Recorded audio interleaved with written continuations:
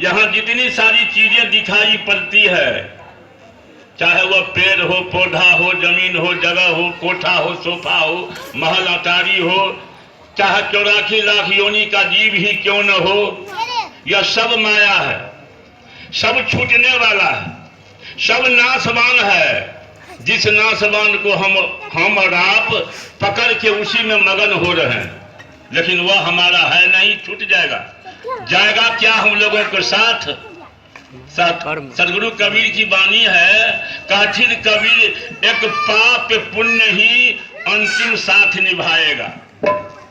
सदगुरु कबीर कहे हैं एक भजन में, काठिन कबीर एक पाप पुण्य ही अंतिम साथ निभाएगा। चाहे वह पाप का कर्म किया हो आपका, चाहे पुण्य कमाए हो, वही दोनों में एक साथ जाने वाला है हम लोगों के साथ में। लेकिन हम लोग पड़े हुए हैं फेर में, जो कुछ नहीं हाथ लगने वाला है उसको पकड़े हुए हैं और उसी के फेर में पड़े हुए हैं। ठीक है, अब मुझे 2 भजन गाने का वचन मिला है साहब के द्वारा। उसमें भी क्या कह दिए हैं कि लगनी भजन गाने के लिए कहें। साहब का वचन है कि 2 गो लगनी भजन कहिए और 1 गो झुमरा कहिए। तो आइए मैं आप लोगों के बीच में एक लगनी भजन रखने के लिए जा रहा हूं। धनी धर्मदास साहब का भजन है। वह क्या कहते हैं हम सबों को। धनी धर्मदास साहब सेवक थे, पहले गुरु नहीं थे, पहले हम लोगों के समान ही सदगुरु कबीर का जीव थे, सेवक थे। लेकिन कुछ दिनों के बाद सदगुरु कबीर उनको भी गुरुवय करने का वचन दे दिया गया साहब के द्वारा। धनी धर्मदास साहब जब साहब बन गए, महात्मा बन गए, उस समय की लगनी भजन है उनका। जब महात्मा बन गए हैं, महात्मा बनने के बाद सभी मानव को, जिनके पास में युक्त ज्ञान है, विवेक है, बुद्धि है, विचार है, विचारवान है, वे ही मानव कहलाने वाले हैं। सब तरह का परिपूर्ण ज्ञान है मानव में। वह 83,99,999 को टोला में जो हम लोगों के पास में ज्ञान है वह ज्ञान नहीं है, न था भी नहीं। इधर जो टोला मनुष्य का छोड़ के, मनुष्य टोला को छोड़ के जितना जीवन है, 84 लाख योनि की गिनती है, तो एगो जन्म जो है 84 लाख का अंतिम टोला है यह मानव का टोला। सबको पार करने के बाद सारा टोला टप करके आए हैं मानव के टोला में। और एमकी पासा चूक गयो, जरा इस पर भी ख्याल रखिएगा। एमकी पासा चूक गयो तो फिर 84 में जाए। अगर इस बार भूल हुआ, इस बार अगर नहीं सुधरे, इस बार उस मालिक को नहीं पहचाने जिनके भजन भक्ति करने से हमको मुक्ति होगी, अगर उस मालिक के दरबार में हाजिरी नहीं लगी हमारी, सदगुरु कबीर बोले इसी का नाम है एमकी पासा चूक जाना। दूसरे जन्म में ठौर ठिकाना था नहीं, ज्ञान विचार बुद्धि थी नहीं मनुष्य को छोड़ के, तो उसका उस जन्म के तो चर्चा नहीं किया जाए। लेकिन मानव जन्म जब मिला हम लोगों को, तो जिज्ञासा तो जगी थी सब में, जब हम लोगों को भक्ति करनी चाहिए, उस मालिक की भक्ति करनी चाहिए जिससे हमको मुक्ति मिल जाए, आवागमन से छुट्टी हो जाए, हम सब लोग चले जाएं। मनुष्य खोजना शुरू किया, मनुष्य सब खोजना शुरू किया, वैसन पुरुष को, वैसन शक्ति को। लेकिन बीच में भेद लग गया गुरु का, जो बिना गुरु से तो कुछ ज्ञान होगा नहीं, तो गुरु ही मिलने लगा, अंधा गुरु से सबको भेंट हो गई। सब मानव को उस गुरु को अपने ठौर ठिकान का मालूम नहीं था। जिनको जिनको भगवान उन्होंने बता के लोगों को भक्ति करने के लिए रास्ता धराया, जिनको जिनको जिस मानव को फलना भगवान है, फलना की भक्ति करने से तुमको मुक्ति होगी, और भगवान अपने मुंह से कहते हैं कि हम भगवान नहीं हैं। आप आप गीता को पढ़िए। भगवान कृष्ण अर्जुन को क्या कह रहे हैं? जिनको आप हरे राम हरे कृष्ण करके रात दिन किलोल करते हैं, कृष्ण कह रहे हैं अर्जुन को कि हमारा और तुम्हारा अनेक बार जन्म हुआ है, होता रहेगा, लेकिन तुम जिस अलौकिक धाम के विषय में जानकारी पाना चाहता है उस विषय में मुझे जानकारी नहीं है। उसकी जानकारी एक आत्मज्ञानी संत के पास जाओ, वही तुमको बता देंगे जो वह क्या है अलौकिक धाम, जहां जाने के बाद फिर दुनिया में नहीं आना पड़ेगा। अपने से भगवान गीता में बताए हैं अर्जुन को जो तुम उस पुरुष को खोजने के लिए तुमको एक आत्मज्ञानी संत को खोजना पड़ेगा। तो उसी आत्मज्ञानी संत के रूप में 1455 में हमारे सदगुरु कबीर इस दुनिया में आए जीवों को समझाने के लिए। और उन्हीं को ठौर ठिकाना मालूम था कि कहां जाकर के जीव को दुनिया में नहीं आना पड़ेगा। उस जगह का खबर लेकर के हमारे सदगुरु कबीर इस दुनिया में आए, जिस बात को आज 600 बरस हो रहा है। ये तो कलयुग में हो रहा है 600 बरस, लेकिन हमारा धर्म ग्रंथ कहता है कि सदगुरु चारों युग में आए, वे चौधरिया नाम धराए।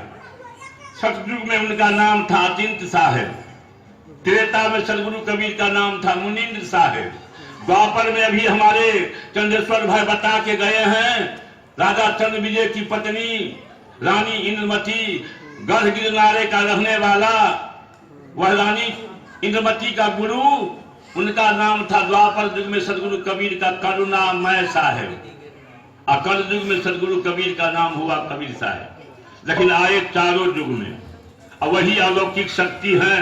उन्हीं के भजन भक्ति करने से हमारी बात को नहीं माने।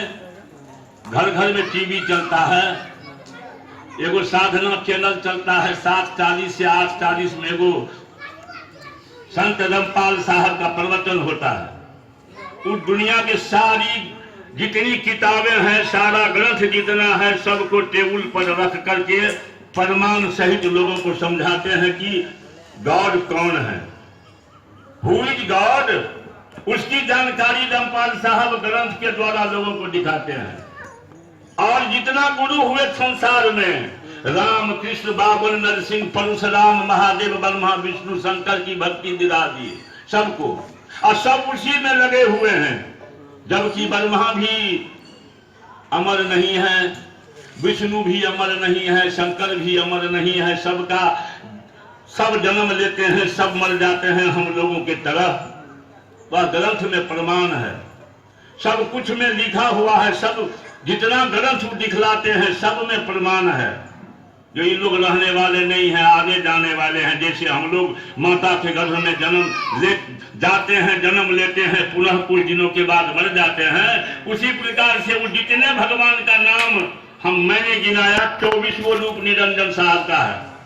24 रूप हरिया पही धरिया, और गुरु सेवा हरिया पही करिया।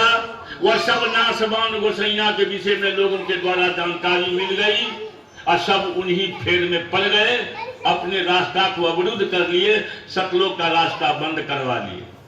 खैर जाने दीजिए, जब धनी धर्मताज साहब को आत्मज्ञान हुआ, सदगुरु कबीर के द्वारा जब ज्ञानी हुए, जब उनको गोसाई साहब बनाया गया, महात्मा का पोस्ट मिला, जैसे आज हम लोग इकट्ठा होकर के सत्संग में बैठे हुए हैं, वो बुलाते हैं साधुओं को,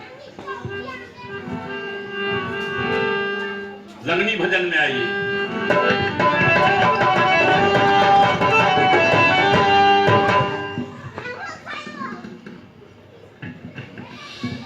अच्छा लेके जाऊंगी।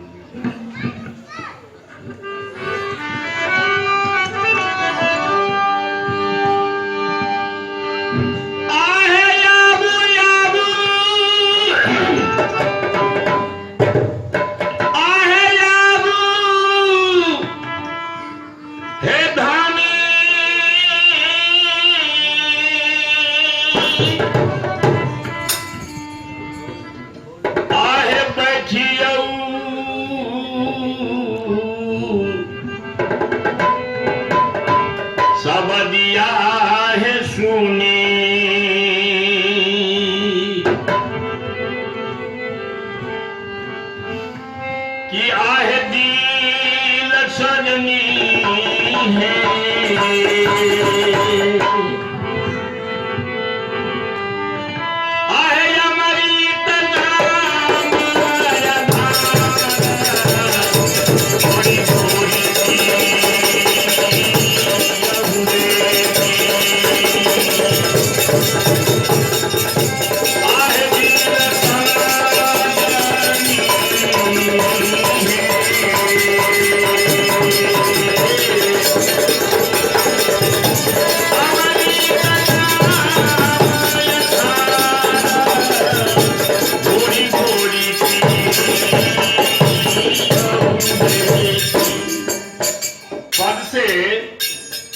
स्पष्ट हो गया होगा कि धनी धर्मदास साहब महात्मा बनने के बाद क्या कह रहे हैं। आबू आबू आबू है धनी। सदगुरु कबीर के पंथ में सदगुरु कबीर बीजक में बताया कि दादा बाबा बाप के लेखों करनन बंदो बंदा एमकी पुरिया जो निरुआरे सदा रहे आनंदा।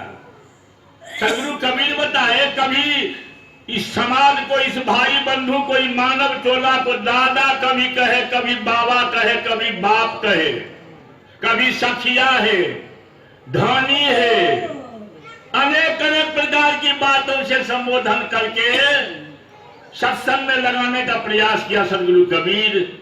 वही कह रहे हैं धनी धर्मदास साहब, आबू आबू आबू धनी। और क्या करें, आहे बैठियौ सब दिया है सुनी,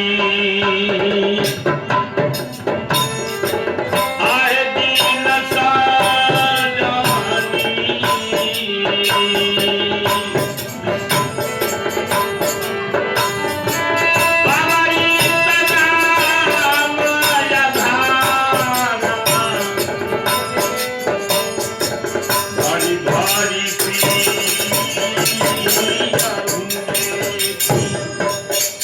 अभी जो शब्द हो रहा है बैठियो शब्दिया सुनी, प्रवचनी के द्वारा, महात्मा के द्वारा, किसी संत महात्मा के द्वारा जो शब्द हो रहा है उसको सुनो, अपने में उतारो, उसको पकड़ने का कोशिश करो। और क्या, अभी जो उस नाम का गुणगान हो रहा है, मालिक का नाम कैसा है, जितना अमृत का महत्व है। अमृत को पान कर लेने से क्या होता है, अमर हो जाता है लोग। वही नाम रूपी अमृत का वर्षा हो रही है। आओ और उस नाम रूपी अमृत का पान करो, भरी भरी पियहूं लेकी। अगर ऐसा नहीं करोगे, अगर इस प्रकार के साधु संगात में बैठने का कोशिश नहीं करोगे, शब्द पर विचार नहीं करोगे, उनके द्वारा बोली हुई बात पर अमल नहीं करोगे, खेड़ा में पड़ जाओगे। आगे का समय जो है, एकते अन्हारी है राती, दोसरे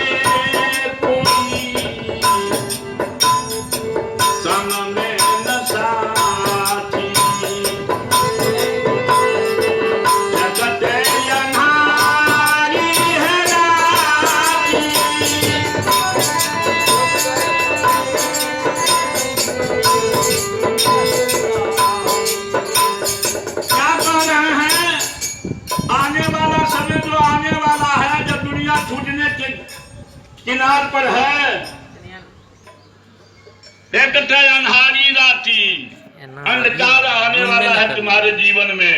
जब दुनिया छूट जाएगी, अभी जो तुम प्रकाश रहने वाला था रावण, कि मेरे समान दुनिया में कौन है, तो जो अभी अंधारी राती में तो नहीं है, मानव टोला में है, प्रकाश तो मिला है, लेकिन अपने में अहंकार रूपी अंधकार को भर लिए हैं। एक अन्हारी राती और दूसरे कोई संग में न साथी। जब यहाँ से जाने लगोगे तो कोई नहीं संग जाने वाला है। जब यहाँ का समय पूरा होगा और जब माली का बुलावा आवेगा तो क्या कह रहे हैं कि दूसरे कोई संग में न साथी।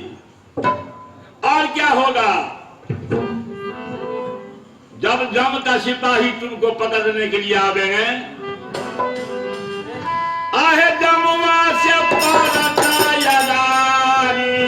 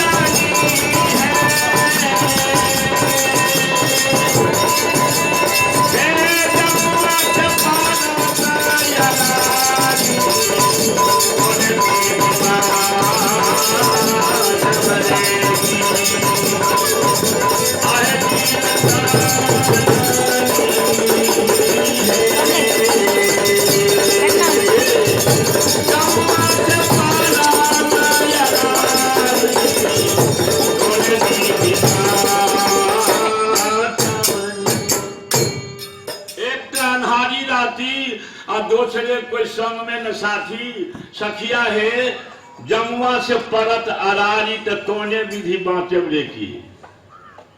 अगर जम का दूत आवेंगे पकड़ने के लिए तुम क्या सबूत दिखाओगे? मैं कलंकी नहीं हूं, पापी नहीं हूं, बेमान कपट कुटिल चतुराई से भरा पड़ा मैं नहीं हूं। क्या सबूत है तुम्हारे पास? कैसे बचोगे? अगर भक्ति का कोई ठेकेदारी होगी तुम्हारे पास में, कोई पास होगा, कोई सबूत होगा, तब न जमुआ तुमको छोड़ेंगे। जमराजा के विषय में थोड़ा काल के लिए जमराजा भी ठर्रा गया था। महाभारत की लड़ाई में दुर्योधन युधिष्ठिर सब गया पूछने के लिए भगवान कृष्ण से, इस लड़ाई में विजय किसकी होगी, कौन जीतेंगे? भगवान कृष्ण कहे थे वो छोटकी बात कि जनी मरीज को कहीं, जनी मर्द जो है, जो जनानी का बेगारी करने वाला आदमी कोई है, उसको पकड़ के लाओ और उत्तर बलिया पश्चिम बलिया कोन पर कुरुक्षेत्र के मैदान में गर्दन तक गाड़ दो, ऊपर में वो डिबिया जला दो कपाल पर, और कुछ देर में वहां रिजल्ट आउट हो जाएगा। किनकी जीत होगी उसमें? कैसे बुझेंगे लोग? तो भीम को कहा जनी मरद को खोजने के लिए, चला गया जनी मरद का देश। एगो गांव में गया, देखता है कि एगो जनानी को कन्हा पर चढ़ा के मरद जा रहा है कहीं। वो बूझ लिया भीम जो यही जनी मरद का देश है। वो जनानी को कन्हा पर से उतारा है, तू काहे कन्हा पर बैठी है? कहाँ जा रही थी? तो आग लाने के लिए। तो काहे? तो पैर में अलता लगा हुआ है। पैर में अलता लगा हुआ तो मर्दे कन्हा पर चढ़ोगी? तो हाँ, मर्दे के कन्हा पर। कहाँ? यहाँ इस देश का यही कानून है, नियम है। जनानी को उतार के उधर कर दिया, जनी मर्द को कांच में पकड़ लिया, भीम लेके चला आया। आते आते वह प्राण त्याग दिया बेचारा। कन्हा में कितना देर तक जिंदा रहेगा? उसको उस कोन पर जाके गाल दिया। 12-1 बजे रात में नरिया निकला चरी करने के लिए, तो वहां देखा वो मुर्दा गला हुआ है, यहाँ डिबिया बन रहा है कपाल पर। कहा कि ठीक है, यहीं से शुरू किया जाए। नरीबा काबिल था, उसको तो पंडित न नाम है, वह रोक रहा था कि तुम ऐसा नहीं करो, यह मांस खाने लायक नहीं, कितना मांस खाओगी कल? और भीम नुकाया हुआ था। भगवान कृष्ण कह दिए थे कहीं खत्ता में नुका के बैठ रहना, रिजल्ट सुन लेगा कि किन की जीत होगी। अब वहां वो नरीबा रोक के नरहिनिया को कहीं मांस नहीं खाने वाला है, तुम काहे जिद करती हो? कहा कि नहीं मिल गए है तो जरा खाने दीजिए, वहां मांस न है। वहां जाकर के उसको हाथ में बाहर जो कर दिया था, हाथ को मिट्टी से गया, वहां मुंह लगाने के लिए बड़ा दुर्गंध किया। छिया करके नरहिनिया पीछे हट गई। ठीक है स्वामी, आप कहे थे यह तो बड़ा दुर्गंध करता है, खाने लायक नहीं है। आप कहिए स्वामी जी, ये इनका हाथ जो गए सूंघने के लिए तो बड़ा खराब दुर्गंध देता है, क्या है, क्या बात है? क्या काम था इस हाथ में बुराई है जो दुर्गंध करता है? तो तुम नहीं बुझोगी, फिर तुमको कुछ कह देते हैं। इस हाथ से कभी एक मुट्ठी दान किसी को नहीं दिया, 2 रुपया 5 टका किसी को नहीं दिया, इसलिए वह हाथ दुर्गंध करता है। कान के नजदीक गया, कपाल के नजदीक, कान में हवक्का मारने के लिए, तो कान से भी दुर्गंध ही निकली। कहा कि इसमें क्या दुर्गंध है? क्योंकि वो कान से बहिर होकर के कहीं सत्संग में बैठता था, कुछ बुझता नहीं था, सुनबे न करता था सत्संग भजन में क्या होता है। उधर सुनते न था, दूसरे जगह बात करता था, और सत्संग की तरफ सुनता नहीं था, इसलिए कान भी दुर्गंध करता है। मुंह के नजदीक मुंह ले गया तो वहां भी दुर्गंध। कहा मुंह का दुर्गंध करता है, तो कभी सदगुरु का नाम इस मुंह से सुमरन भजन नहीं किया। पांव खोद करके उखाड़ा, और पांव के तरफ जब मुंह लेके गया तो पांव भी दुर्गंध कर रहा था। इसका पांव का है दुर्गंध करता है, कहीं अपने से ही भूल करके कहीं सत्संग भजन जहां साधु का संगात हो रहा था, और कहीं शिव किसी भगवान के विषय में, सदगुरु के विषय में जहां चर्चा चल रहा था, कभी टहल बुल करके वहां नहीं गया बैठने के लिए, इसलिए उसका पांव भी दुर्गंध करता है। कभी कल तो क्या हुआ, तेरी माँ से नहीं खाना है। कभी छोड़ो ना जिद, हम तो बार बार तुमको कहते हैं जो कल यहाँ खून की नदी बहेगी, कल से शुरू होने वाला है झगड़ा। कभी कथी झगड़ा है देखियो, झगड़ा कौन चीज का होने वाला है। कभी दूगो दियाद बंटवारा करना चाहता है, एगो कहता है जो हम एगो हिस्सेदार को कुछ देवे नहीं करेंगे, और वो 5 भाई है, जिसको नहीं दे रहा है वह 5 भाई है, और जो नहीं देना चाहता है वह 100 भाई है। और फिर भी दोनों में युद्ध होने वाला है। कल कभी 5 भाई वाला कैसे जीतेगा हो, जो 100 भाई वाला है वही नहीं जीत जाएगा। कभी वही न गड़बड़ है, तुम बुझती नहीं है, अपने मन से फैसला कर देती है। अरे जो धर्म की लड़ाई लड़ने वाला है उसी की जीत होगी, और जो अधर्म का लड़ाई लड़ता है उसकी डिग्री नहीं होगी। इसलिए लड़ाई में वही 5 भाई वाला आदमी जीतेगा। अब भीम तो सुन रहा था, अब भगवान कृष्ण का वचने था कि तुम कहीं नुका के बैठ रहना, पता चल जाएगा कि कल लड़ाई जो होगी उसमें जीत किनकी होगी। भीम सुन लिया बेचारा, जो ठीक है हम ही लोग जीतबो करेंगे। अब विचार कीजिए, यह संत का समागम जो है, कहा सुंदर कवि कहे थे, क्या कहे, राज मिले गजबाज मिले, सब साज मिले, डूबती सुखदाई, सुंदर सब साज मिले तब ही, जब संत समागम दर्शन पाई। आपको कितना राजपाट सब कुछ मिल जाए, सुंदर स्त्री मिल जाए, बहुत बड़ा धनवान पुण्यवान महात्मा बनता आदमी बन जाए, राजा हो जाए, फिर भी आपको कुछ नहीं मिला। ऐसा तुलसीदास का भी कहना है, जो सुत दारा लक्ष्मी पापी को भी होय, असंत दरस और हरि कथा तुलसी दुर्लभ दूर। क्या बताए, पापी से पापी आदमी को भी सुंदर स्त्री हो जाएगी, धन हो जाएगा, सब कुछ मिल जाएगा उसको, लेकिन यह 2 चीज बड़ा कठिन है, संत दरस और हरि कथा तुलसी दुर्लभ दूर। यह दोनों सबको मिलने वाला नहीं है। इसलिए धनी धर्मदास जब महात्मा बने तो हम लोगों को इशारा करते हैं, एक दया नारी है,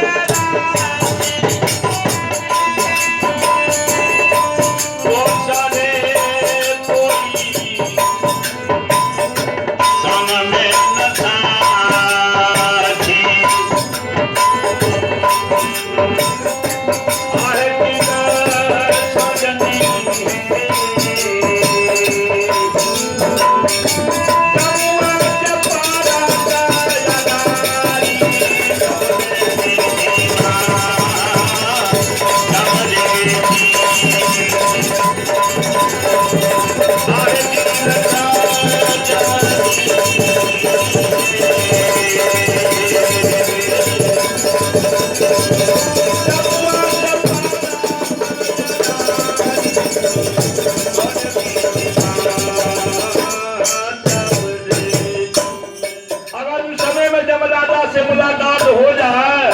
पकड़ने के लिए आ जाए,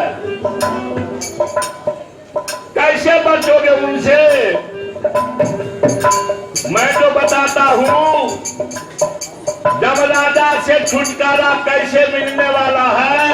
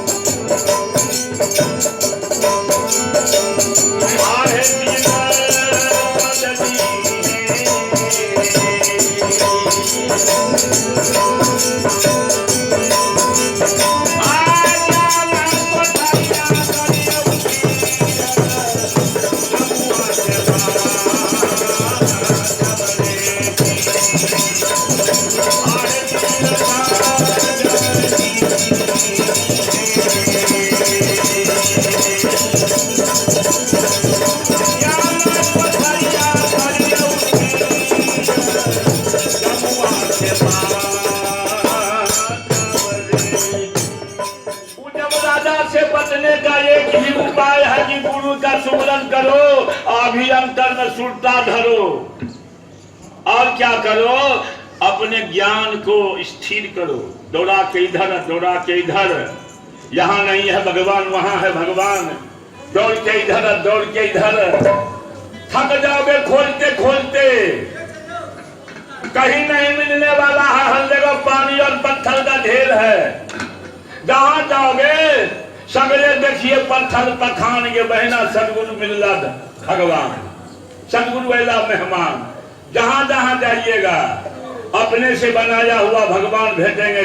छोलगढ़िया छोल गाड़ करके बनाते हैं पत्थर की मूर्ति, और उसको मंदिर बनाते हैं लोग, मूर्ति बनाते हैं लोग, पूजा करते हैं लोग, चढ़ावा चढ़ाते हैं लोग। सब काम लोगे के द्वारा होता है। वहां भगवान के द्वारा कुछ नहीं होता है। जहां लोग दौड़ दौड़ करके जाते हैं, सारा काम करने वाला, गोसैया को बनाने वाला, गोसैया का रहने के लिए घर बनाने वाला, पूजा करने वाला, चढ़ावा चढ़ाने वाला, प्रसादी बांटने वाला, प्रसाद बनाने वाला, सब का सब लोग है। खाने वाला भी लोग है, बांटने वाला भी लोग है, खाने वाला भी लोग है। वहां कुछ नहीं मिलने वाला है। अपने से बनाया तो जगत को बनाते हैं, उसको माला बना लेगा। अगर उनका काम, तुम उनका नाम आत्मा की शक्ति रखते हो, भगवान मानते हो, तो भगवान जगत को बनाने वाले हैं। तुम भगवान को बना दोगे। आदमी कैसा बुर्बक है। सदगुरु कबीर आंख खोले जो अपने बनाए ठाकुर को और कहते हैं भगवान, अकद तेरी मारी गई इंसान। सदगुरु कबीर बताए अपनी वाणी के द्वारा जो अपने बनाए ठाकुर को और कहते हो भगवान, अकल तेरी मारी गई भगवान इंसान।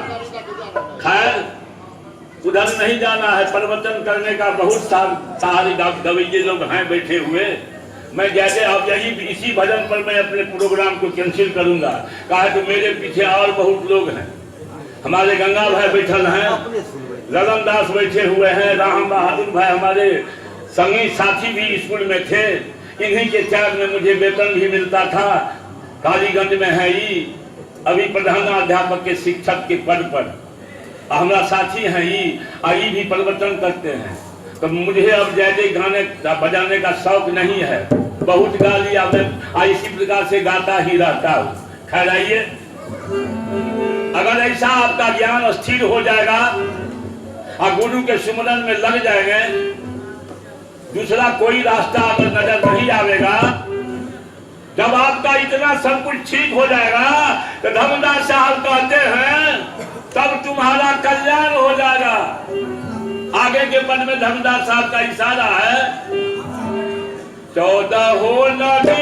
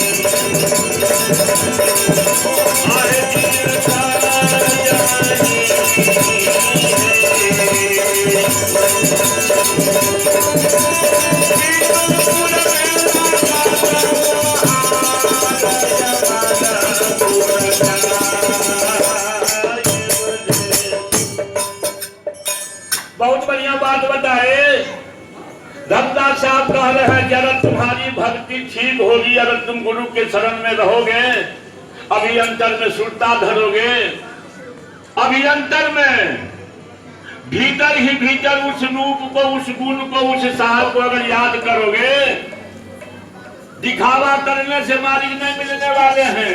जब तक भीतर तुम्हारा ठीक नहीं होगा, अभी अंतर में सुनता उस मालिक पर नहीं होगा, तो तुम्हारी भक्ति ठीक नहीं होगी। इसलिए अभी अंतर में सुनता धरू, ज्ञान पथरिया करूं ठीक, अगर यह सब ठीक हो जाएगा। साहब ऐसा दयालु है कि 14 नगिनिया के बीच में डोलिया फने थी साहेब। यह 14 नगिनिया क्या है? सदगुरु कबीर धमदास साहब को कहे थे। अनुराग सागर ग्रंथ की पंक्ति है कि 14 जम के जाल में बाधे मुनिवर शेष, अधर्मदास चित चेतियो अब शब्द का करो विवेक। यह 14 को जम जो है वह 14 को नगिनिया का नाम बताए सदगुरु कबीर। 14 जम के जाल में बाधे मुनिवर शेष, यह